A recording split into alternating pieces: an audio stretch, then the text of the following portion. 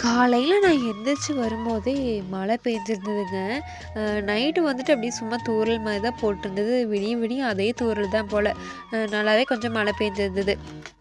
சரின்னு சொல்லிட்டு கூடை எல்லாமே மழையில நனைஞ்சிட்டு இருந்ததுன்னு சொல்லி அதெல்லாம் எடுத்து உள்ள வச்சு போட்டு, சரி வாசலெல்லாம் கூட்டலான்னு சொல்லி கூட்டிட்டு இருந்தேன். ஏன்னா நேத்து கூடை எடுத்ததெல்லாம் பார்த்தீங்கன்னா, அப்படியே எல்லாம் கசகசன்னு இருந்தது. எல்லாமே டயர்டா இருந்ததுன்னு சொல்லிட்டு அப்படியே போட்டு போய் படுத்துட்டோம். அப்புறம் அடுத்த நாள் காலையில தான் எந்திரிச்சு எல்லாமே க்ளீன் பண்ணிக்கலான்னு சொல்லி தான் விட்டுட்டோம். அப்புறம் சரின்னு சொல்லி காலையில எந்திரிச்சு அந்த கூடு இது பண்ணதெல்லாம் எடுத்து ஓரமா போட்டு கூட்டி விட்டுருந்தேங்க.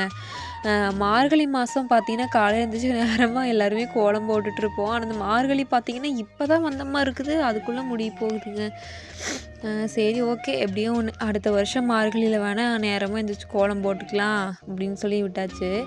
அ அப்புறம் அப்படியே நானும் கோலமெல்லாம் போட்டுட்டு நைட்டு நேத்து மழை பெஞ்சனால எல்லா துணியும் உள்ள எடுத்து அப்படியே போட்டிருந்தேன். சரின்னு சொல்லி அதையும் எல்லாமே விரிச்சு காய போட்டுட்டு இருந்தேங்க. அப்புறம் பொங்கலுக்கெல்லாம் வீடு சுத்தம் பண்ணி எல்லாம் பெட்ஷீட் எல்லாம் துவைக்கலான்னு பார்த்தா, நல்லா மழையும் வந்துட்டு இருந்தனால, அதை துவைக்க வேணாம்னு சொல்லி விட்டுருந்தேன். அப்புறம் அப்படியே லைட்டா வெயில் எட்டி பார்க்கவும், நான் அப்படியே துணியெல்லாம் எடுத்துட்டு கிளம்பிட்டேங்க. போய் நனச்சு வச்சு துவைச்சாவது போடலான்னு சொல்லிட்டு எல்லாமே போனேன். அப்புறம் அத்தையும் கொஞ்சம் தண்ணியெல்லாம் ட்ரம்மில இல்லாதனால எல்லாமே கழுவி வச்சுட்டு இருந்தாங்க. அப்புறம் சரின்னு சொல்லிட்டு நான் என்ன பண்ணேன், துணிகளெல்லாம் நனச்சு மட்டும் வச்சுட்டு, வெயில் இல்லாதனால நான் துணிகளெல்லாம் வந்து தம்பி இது எது எது ஆகும், ஆகாதுன்னு எடுத்து வச்சுருந்தேங்க. எந்த துணியுமே சீரியஸா சொல்லணும்னு போனா, எனக்கு வேஸ்ட் பண்ணி தூக்கி வீசுறதுக்குலாம் எனக்கு மனசே துளி கூட வரல. ஏன்னா, இந்த துணியெல்லாம் எடுத்து அப்புறமே பத்திரமா கூட வைக்கலான்னு சொல்லிட்டு, எல்லாத்தையுமே எடுத்து நானு கப்போர்ட்ல வச்சுட்டேன் தம்பி இதில. அப்புறம் ஏன்னா நம்மளுக்கு பிற்காலத்தில வந்து இன்னொரு பேபி கூட யூஸ் ஆகும்ன்னு சொல்லிட்டு, நான் எடுத்து வச்சுட்டேங்க. அப்புறம் அந்த வேலையெல்லாம் முடிச்சுட்டு அப்படியே வெளிய வரும்போது பார்த்தீங்கன்னா, இவங்க எல்லாமே வலையெல்லாம் கட்டிட்டு இருந்தாங்க. நம்மளுக்கு எவ்வளோக்கு எவ்வளோ வந்து புழு வைக்கும்போது வேலை இருக்கோ, அதுக்கு டபுள் மடங்கு வேலை இருக்கும். நான் வலையெல்லாம் அப்படியே அவங்க கட்டிட்டு இருந்தாங்க. அப்புறம் நானும் போய் இப்படி நனச்சு வச்ச துணியெல்லாம் துவைச்சு காய போட்டுறலான்னு சொல்லிட்டு தான் வந்து துவைச்சுட்டு, அப்புறம் லைட்டா வெயில் அடிக்கவும் அப்படியே காய போட்டேங்க. லைட்டா கூட வெயில் வரல. சும்மா அந்த காத்து மாரி தான் அடிச்சிட்டு இருந்தது.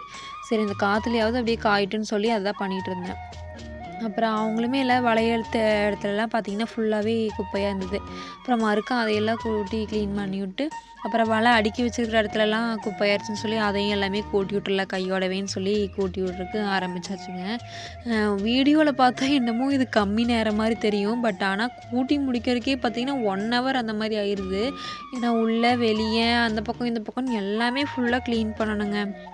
அதுக்கப்புறம் தான் பார்த்தீங்கன்னா, நான் வந்துட்டு சரி இந்த கோழி கிட்ட இருக்கிற குப்பை எல்லாமே கூட்டலான்னு சொல்லி நினச்சிட்டு கூட்டலான்னு வந்தேன். ஏன்னா, இதுக்கு வந்து ஒரு தாமதமாயிட்டே இருக்கு. நானும் இன்னைக்கு கூட்டலாம், நாளைக்கு கூட்டலாம்னு நினைக்கிறது, இந்த இடத்த கிளீன் பண்ணுறதுக்கே நேரம் வர மாட்டேங்குது. சரி சீமர கையில எடுத்து அன்னைக்கே ஃபுல்லாவே கூட்டி முடிச்சிடலான்னு சொல்லிட்டு தான் இதையுமே கூட்டலான்னு சொல்லி கூட்டி விட்டுருந்தேங்க. அப்புறம் அந்த ஆலோப்ளாக் கல்லு, அந்த தீவனம் வைக்கிற அந்த குண்டா எல்லாமே கசகசன்னு கிடந்தது. அது எல்லாமே ஓரமா எடுத்து போட்டு, சரி எல்லாமே கூட்டி வலிச்சிடலான்னு சொல்லி, கூட்டி எல்லாமே வலிச்சு அந்த பக்கமும் கொட்டியாச்சுங்க.